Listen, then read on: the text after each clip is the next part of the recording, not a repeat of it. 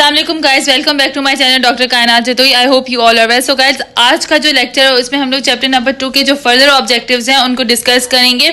सो आज का लेक्चर बहुत ही ज़्यादा इंपॉर्टेंट है क्योंकि बेसिकली ये चैप्टर का मेन ऑब्जेक्टिव है जो आज हम लोग लेक्चर में कवर करने वाले हैं। सो आज जो हम लोग डिस्कस करेंगे वो होगा साइटोप्लाज्म एंड इट्स ऑर्गेनेल्स, जिस पे ये पूरा चैप्टर डिपेंड करता है। सो स्टार्ट करते हैं गाइस। जो प्रीवियस लेक्चर है 1 से लेके 7 तक जो अपलोडेड हो चुके हैं उन्हें आप लाइन बाय लाइन देखते जाएं ताकि आप लोगों के लिए जो है वो आगे के लेक्चर समझना बहुत इजी हो सके। सो आज का जो फर्दर लेक्चर है उसमें हम लोग साइटोप्लाज्म और उसके ऑर्गेनेल्स को जो है वो डिस्कस कर रहे हैं। बेसिकली जो साइटोप्लाज्म होता है वो हमारे पास, हम लोगों ने पिछले लेक्चर में सेल मेम्ब्रेन डिस्कस की थी, ठीक है।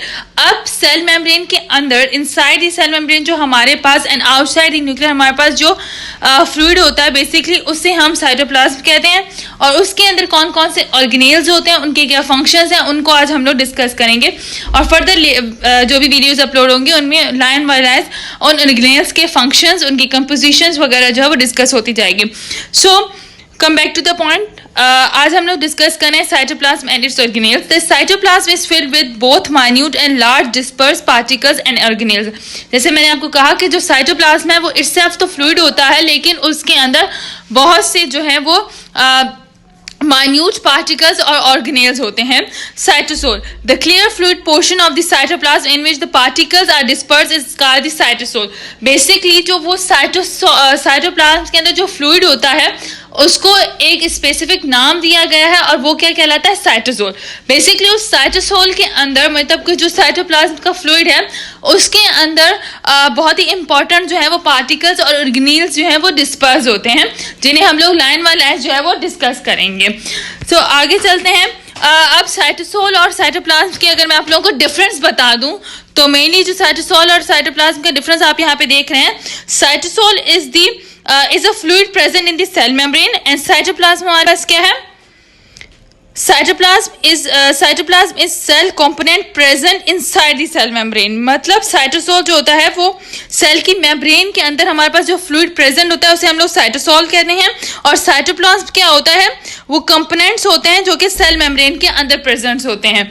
तो बेसिकली मतलब वो पूरा जो कंपोनेंट होता है उसे हम लोग साइटोप्लाज्म कहते हैं और उसके अंदर जो फ्लूइड प्रेजेंट होता है उसे हम लोग क्या कहते हैं, साइटोसोल। एक जनरल सा एक ओवरव्यू है कि साइटोसोल और साइटोप्लाज्म। आई होप आप लोग इसमें कंफ्यूज नहीं होंगे क्योंकि अब तक आप लोग 9th लेवल से ये साइटोसोल और साइटोप्लाज्म के जो भी फंक्शंस हैं उनको पढ़ते हुए आ रहे हैं और बेसिकली उनका डिफरेंस आपको पता है। सो आगे चलते हैं। बस आप माइंड में रखें कि साइटोप्लाज्म क्या होता है।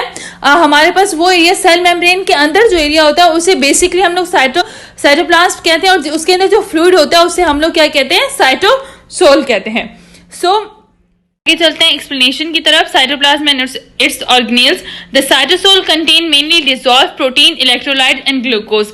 मीन्स कि जो साइटोसोल है, जो साइटोप्लाज्म का फ्लूइड है, उसके अंदर बेसिकली हमें प्रोटीन्स, इलेक्ट्रोलाइट्स और ग्लूकोज मिलते हैं। Disperse in the cytoplasm are neutrophils, globules, glycogen granules, ribosome, secretory vessels and 5 important organelles. मतलब आपको साइटोप्लाज्म या साइटोसोल की कंपोजिशन में आपको पता हो कि साइटोसोल के अंदर बेसिकली जो है वो इलेक्ट्रोलाइट्स, ग्लूकोज और प्रोटीन्स प्रेजेंट होते हैं। इसके अलावा जो बहुत इंपॉर्टेंट स्ट्रक्चर है वो राइबोसोम्स का है, जिसपे फर्दर सारी डिटेल जो है वो डिस्कस की जाएगी। सो इसके अंदर क्या क्या होते हैं, ग्लाइकोजन ग्रेन्यूल्स भी होते हैं, न्यूट्रोफिल्स भी होते हैं, राइबोसोम्स भी होते हैं, सेक्रेटरी वेसिकल्स भी होते हैं और 5 बहुत इंपॉर्टेंट ऑर्गेनेल्स होते हैं। सो वो जो 5 मेन इंपॉर्टेंट ऑर्गेनेल्स हैं बेसिकली उनको हम लोग लाइन बाय लाइन जो है वो डिस्कस करते जाएंगे। जो मेन इस चैप्टर के मेन ऑब्जेक्टिव्स हैं उनकी डिस्कशन हो रही है। सो वो 5 जो इंपॉर्टेंट ऑर्गेनेल्स हैं उनमें फर्स्ट है the endoplasmic reticulum, the Golgi apparatus, mitochondria, lysosome and the peroxisome. So ये 5 मेन इंपॉर्टेंट ऑर्गेनेल्स हैं जो कि हमें साइटोप्लाज्म के अंदर मिलते हैं और जिनकी हमें पूरी डिटेल फिजियोलॉजी जो है वो आज हम लोग जो है वो डिस्कस करेंगे इस चैप्टर में। सो आज का जो हमारा मेन पॉइंट होगा वो होगा एंडोप्लाज्मिक रेटिकुलम। आज के लेक्चर में हम लोग बेसिकली एंडोप्लाज्मिक रेटिकुलम है उसको डिस्कस करेंगे। So endoplasmic reticulum a network of tubular and flat vesicular structures in the cytoplasm that is called the endoplasmic reticulum. Actually जो आपके पास ये सेल बना हुआ है, पूरा सेल का स्ट्रक्चर है एनिमल सेल का, इसमें जो पर्पल कलर का हमारे पास ट्यूब्यूल लाइक स्ट्रक्चर है उसको हम लोग एंडोप्लाज्मिक रेटिकुलम्स कहते हैं। ये फ्लैट वेस्कुलर स्ट्रक्चर होता है जो साइटोप्लाज्म के अंदर प्रेजेंट होता है। ये एक ट्यूब्यूलर हमारे पास जो नेटवर्क है उसे हम लोग क्या कहेंगे, एंडोप्लाज्मिक रेटिकुलम, जो कि एनिमल सेल के अंदर हमारे पास प्रेजेंट होता है। इस सेल में जो है वो ये पर्पल कलर से शो किया गया है। सो बेसिकली ये जो पर्पल कलर का स्ट्रक्चर ट्यूबुलर नेटवर्क है इसे हम लोग एंडोप्लाज्मिक रेटिकुलम कहते हैं। आगे चलते हैं, एंडोप्लाज्मिक रेटिकुलम की जो फर्दर एक्सप्लेनेशन है, the tubules and the vesicle interconnected with one another. और ये जो हमारे पास ट्यूब्यूल्स होते हैं, जो ट्यूबुलर स्ट्रक्चर है, ये एक दूसरे से बहुत ज्यादा कनेक्टेड होता है। The walls are constructed of lipid bilayer membranes that contains the protein similar to the cell membrane. और एंडोप्लाज्मिक रेटिकुलम की जो अपनी मेम्ब्रेन होती है वो भी लिपिड बायलेयर होती है, सिमिलर जैसे हम लोगों ने सेल मेम्ब्रेन के अंदर पढ़ा था कि हमारे पास जो सेल मेम्ब्रेन की लेयर्स है वो लिपिड बायलेयर है। इस तरीके से एंडोप्लाज्मिक रेटिकुलम की भी जो लेयर होती है वो भी हमारे पास क्या होती है, बायलेयर होती है। ठीक है, सो ये उसकी फर्दर एक्सप्लेनेशन है। आगे चलते हैं, the total surface area of this structure in some cell, the liver cell for instance, can be as much as 30 to 40 times the cell membrane area. अच्छा, जो endoplasmic reticulums like liver cell के अंदर जैसे होता है, सो उसके structure की अगर हम लोग थिकनेस की बात करें या वो इतना जितना सरफेस एरिया जो है वो ऑक्युपाई करता है, वो बेसिकली कितना होता है, 30 to 40 times more than cell membrane. मतलब जितना सेल मेम्ब्रेन एरिया कवर करती है उससे 30 to 40 टाइम्स ग्रेटर एरिया जो है हमारे पास वो एंडोप्लाज्मिक रेटिकुलम किसी भी सेल के अंदर जो है वो ऑक्युपाई करता है। आगे चलते हैं, ये हमारे पास डिटेल स्ट्रक्चर है एंडोप्लाज्मिक रेटिकुलम का, जो कि हम लोग पढ़ेंगे अब लाइन में लाइन। जो डायग्राम गाइटन ने बहुत अच्छे से शो की है, इसके अंदर मैट्रिक्स है, एक ग्रेनुलर एंडोप्लाज्मिक रेटिकुलम को शो किया गया है और ग्रेनुलर एंडोप्लाज्मिक रेटिकुलम को शो किया गया है। अब इसे हम लोग लाइन बाय लाइन जो है वो पढ़ते जाएंगे कि हम लोग यहाँ पे किस चीज डिस्कस कर रहे हैं। तो ये हमारे पास गाइटन की बहुत ही इंपॉर्टेंट डायग्राम है जिसमें एंडोप्लाज्मिक रेटिकुलम को शो किया गया है। सो फर्दर एक्सप्लेनेशन की तरफ चलते हैं। Endoplasmic reticulum, detail structure of endoplasmic reticulum. Endoplasmic matrix हमारे पास होता है, the space inside the tubules and the vesicle is filled with endoplasmic matrix.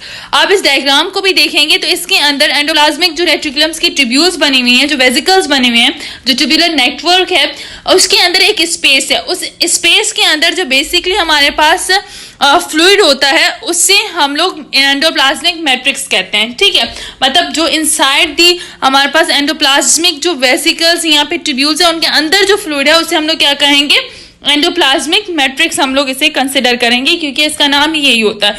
Then आगे चलते हैं, a watery medium that is different from the fluid in the cytosol outside the endoplasmic reticulum। अच्छा, ये medium जो हम लोग matrix की बात कर रहे हैं, बेसिकली इसके अंदर जो फ्लूइड होता है वो साइटोप्लाज्म के अंदर जो फ्लूइड होता है उससे डिफरेंट होता है। ठीक है, क्योंकि एंडोप्लाज्मिक रेटिकुलम एक ऑर्गेनील है साइटोप्लाज्म का, तो साइटोप्लाज्म के अंदर जो सेल्फ साइटोसोल जो फ्लूइड होता है वो डिफरेंट होता है इस एंडोप्लाज्मिक रेटिकुलम के फ्लूइड से, जो हमारे पास matrix of the endoplasmic reticulum में पाया जाता है। Electron micrograph show that the space inside the endoplasmic reticulum is connected with the space between the two membrane surfaces of the nuclear membrane. अच्छा, इलेक्ट्रॉन माइक्रोग्राफ या फिर microscope के जरिए जब एंडोप्लाज्मिक रेटिकुलम को ऑब्जर्व किया जाता है तो पता चलता है कि जो न्यूक्लियर मेम्ब्रेन के स्पेसेस हैं वो स्पेसेस भी एंडोप्लाज्मिक रेटिकुलम के इन स्पेसेस के साथ कनेक्टेड है। मतलब ये एंडोप्लाज्मिक रेटिकुलम बेसिकली जो न्यूक्लियर मेम्ब्रेन है उसके साथ बहुत ज्यादा अटैच्ड हुआ होगा, मतलब बहुत ही करीब वो अटैचमेंट है उसकी, बहुत ही ज्यादा अटैच्ड है आपस में। सो उसे मैं एक डायग्राम के थ्रू आपको बताती हूँ। इस डायग्राम के अंदर हम देख सकते हैं कि न्यूक्लियर एनवलप है, उसके अंदर न्यूक्लियस है। सो उसके बाद एंडोप्लाज्मिक रेटिकुलम स्टार्ट हो चुका है। रफ एंडोप्लाज्मिक रेटिकुलम है एंड स्मूथ एंडोप्लाज्मिक रेटिकुलम्स है। बेसिकली आगे जो फर्दर मैं आगे डिस्कस करती जाती हूँ नेक्स्ट स्लाइड्स में कि ये रफ और स्मूथ एंडोप्लाज्मिक रेटिकुलम का कॉन्सेप्ट क्या है। लेकिन आप जनरली इस डायग्राम को देखें तो आपको जो हमारे पास न्यूक्लियर एनवलप ब्लू कलर का नजर आ रहा है, इसी तरीके से उसी ब्लू स्ट्रक्चर हमारे पास रफ एंडोप्लाज्मिक रेटिकुलम्स की ट्यूब्स है। अब इन दोनों का आपस में बहुत ज्यादा कनेक्शन है। ठीक है, सो ये उस कनेक्शन को शो कर रहे हैं कि इन मेम्ब्रेन्स का आपस में बहुत ही ज्यादा क्लोज जो है हमारे पास कनेक्शन होता है। पीछे स्लाइड में आते हैं हम लोग। Electron micrograph show that the space inside the endoplasmic reticulum is connected with the space between the two membrane surfaces of the nuclear membrane. मतलब न्यूक्लियर मेम्ब्रेन के दो स्पेसेस के दरमियान जो हमारे पास स्पेस है, वो स्पेस और एंडोप्लाज्मिक रेटिकुलम का जो स्पेस है वो आपस में इंटरकनेक्टेड है, ठीक है।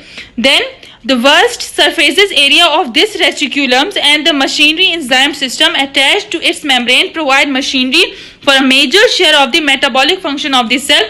तो इसी वजह से जो major metabolic function of the cell है वो आपस में जो है वहां पे, मतलब ये जो हमारे पास कनेक्शन है, इस कनेक्शन के थ्रू बहुत सारे एंजाइम्स और बहुत सारे मशीनरी सिस्टम्स और बहुत सारे सेल के जो मेटाबॉलिक फंक्शंस हैं वो टेक प्लेस होते हैं और ये उनमें हेल्प करता है, ठीक है। देन उसके बाद अगर हम लोग बात करते हैं, अब आ जाते हैं ribosomes and the granular endoplasmic reticulum.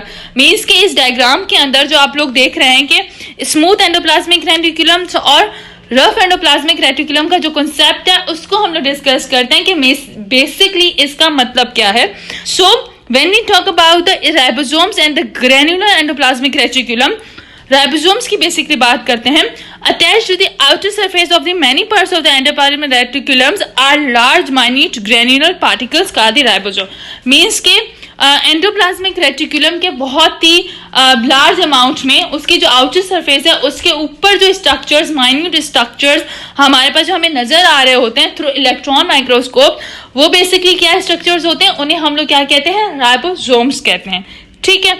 Then where these ribosomes are present, the reticulum is called the granular endoplasmic reticulums. The ribosomes are composed of a mixture of RNA and protein. They function to synthesize new protein molecules in the cell.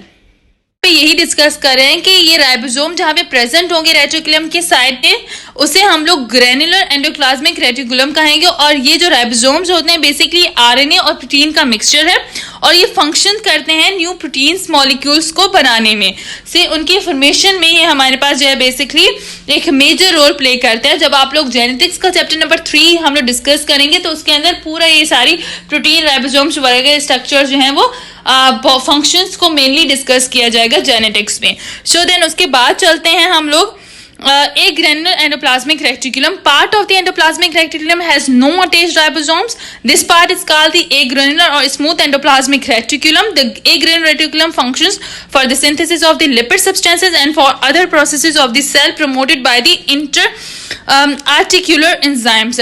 So guys, अगर हम बात करते हैं अब एक granular endoplasmic reticulum की, ए का मतलब होता है एब्सेंट। सो यहाँ पे मतलब वो एंडोप्लाज्मिक रेटिकुलम का सरफेस जहाँ पे राइबोसोम्स प्रेजेंट नहीं होंगे उसे हम लोग एक ग्रेनुलर एंडोप्लाज्मिक रेटिकुलम कहेंगे। अच्छा, इसे हम लोग स्मूथ एंडोप्लाज्मिक रेटिकुलम्स भी कहते हैं। अच्छा, एक ग्रेनुलर जो एंडोप्लाज्मिक रेटिकुलम है उसका जो मेन फंक्शन होता है वो होता है लिपिड सब्सटेंसेस की सिंथेसिस में, ठीक है। और ये हमारे पास इंट्राऑक्यूलर जो हमारे पास एंजाइम्स होते हैं, इंट्रा आर्टिकुलर जो हमारे पास एंजाइम्स होते हैं बेसिकली उनके सिंथेसिस में भी हेल्प करता है। सो अब मैं स्ट्रक्चर तो बस एंडोप्लाज्मिक, रफ एंडोप्लाज्मिक और स्मूथ एंडोप्लाज्मिक का आप लोग यही डिफरेंस याद कीजिएगा कि जो हमारे पास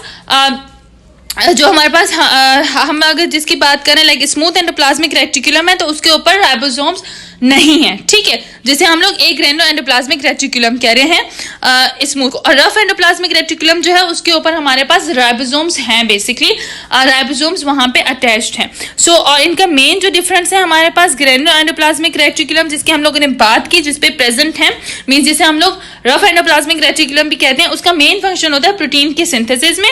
और जो हमारे पास एक ग्रेनुलर एंडोप्लाज्मिक रेटिकुलम है जिसे हम लोग स्मूथ एंडोप्लाज्मिक रेटिकुलम भी कहते हैं, उसका मेन फंक्शन होता है लिपिड की सिंथेसिस, उसका मेन फंक्शन है लिपिड की सिंथेसिस में। सो एक बार आज के लेक्चर को जो है हम लोग रिवाइज कर लेते हैं कि हम लोगों ने पढ़ा क्या क्या है। सो बेसिकली आज का लेक्चर जो है वो हमारे पास साइटोप्लाज्म एंड उसके ऑर्गेनेल्स पे था। साइटोप्लाज्म पढ़ा हम लोगों ने कि उसके इनसाइड जो फ्लूइड होता है उसे साइटोसोल कहते हैं, जिसके अंदर बहुत ही इंपॉर्टेंट हमारे पास जो है वो स्ट्रक्चर्स प्रेजेंट होते हैं, ठीक है, प्रोटीन्स होते हैं, ग्लूकोज, इलेक्ट्रोलाइट्स वगैरह तो होते हैं, राइबोसोम्स भी होते हैं, लेकिन उसमें हमारे पास 5 जो है वो बहुत ही इंपॉर्टेंट ऑर्गेनेल्स होते हैं जिनमें हमारे पास endoplasmic reticulum, Golgi apparatus, mitochondria, lysosome and peroxisomes थे हमारे पास। सो आज का जो टॉपिक था वो बेसिकली एंडोप्लाज्मिक रेटिकुलम की डिस्कशन था, क्योंकि वो आगे जेनेटिक्स में बहुत ही इंपॉर्टेंट है, डीएनए वगैरह में, प्रोटीन की सिंथेसिस, कोडिंग, डिकोडिंग में। सो इस लेक्चर को अच्छे से सुनिएगा। बाकी further Golgi operators, mitochondria, lysosome and peroxisome ये हम लोग फर्दर लेक्चर्स में डिस्कस करते रहेंगे। सो एंडोप्लाज्मिक रेटिकुलम का हम लोग ने बता दिया कि हमारे पास एक ट्यूब्यूलर वेसिकल्स होते हैं बेसिकली, जो न्यूक्लियर मेम्ब्रेन से अटैच्ड होते हैं। उनमें हम लोग जो है हमारे पास लिपिड बायलेयर होती है, वो भी उसकी मेम्ब्रेन जो होती है वो लिपिड बायलेयर होती है, और उसका न्यूक्लियस के साथ बहुत ही न्यूक्लियस एनवेलप के साथ जो है वो बहुत ही स्ट्रॉन्ग हमारे पास यहाँ कह सकते हैं कि उसकी कनेक्टिविटी थी। हमने उस चीज को डिस्कस किया यहाँ पे। देन उसके बाद हमारे पास जो है हम लोगों ने कहा कि ये इसकी वजह से मेटाबॉलिक जो फंक्शंस हैं वो बहुत तेजी से होते हैं। यहाँ पे उन मेटाबॉलिक फंक्शंस में ये स्पेसेस जो है वो बहुत ही इंपॉर्टेंट रोल प्ले करते हैं। देन हमारे पास राइबोसोम्स, जो स्ट्रक्चर्स आउटसाइड द सरफेस होते हैं एंडोप्लाज्मिक रेटिकुलम्स के, उन्हें हम लोग राइबोसोम्स कहते हैं। देन हमारे पास ग्रेनुलर एंडोप्लाज्मिक रेटिकुलम हो या फिर रफ एंडोप्लाज्मिक रेटिकुलम, बात एक ही होगी। इनका मेन फंक्शन होता है प्रोटीन के सिंथेसिस और इनके ऊपर राइबोसोम्स प्रेजेंट होते हैं। और एक ग्रेनुलर एंडोप्लाज्मिक रेटिकुलम का जो मेन फंक्शन है वो लिपिड्स की सिंथेसिस और एंजाइम की सिंथेसिस है, और ये वो स्ट्रक्चर है एंडोप्लाज्मिक रेटिकुलम का वो पार्ट है जहां पे राइबोसोम प्रेजेंट नहीं होते। सो आई होप आज का लेक्चर आप लोगों को अच्छे से समझ आ गया होगा। सो अब तक अगर आप लोगों ने मेरे चैनल को शेयर नहीं किया, लाइक नहीं किया और अपने सब्सक्राइब नहीं किया, तो सबसे पहले आप लोग मेरे चैनल को सब्सक्राइब करें, और ताकि आप लोग जो भी मेरे लेक्चर्स हैं उनकी नोटिफिकेशन आपको आती रहे, और आप इजीली जो है ये जो भी आपके एक अवेलेबिलिटी है आप लोगों के लिए फिजियो अच्छे से लर्न करने की, वो आप लोगों की यूजफुल हो सके। सो आई होप गाइस आज का लेक्चर आप लोगों को अच्छे से समझ आ गया होगा। Till that, Hafiz.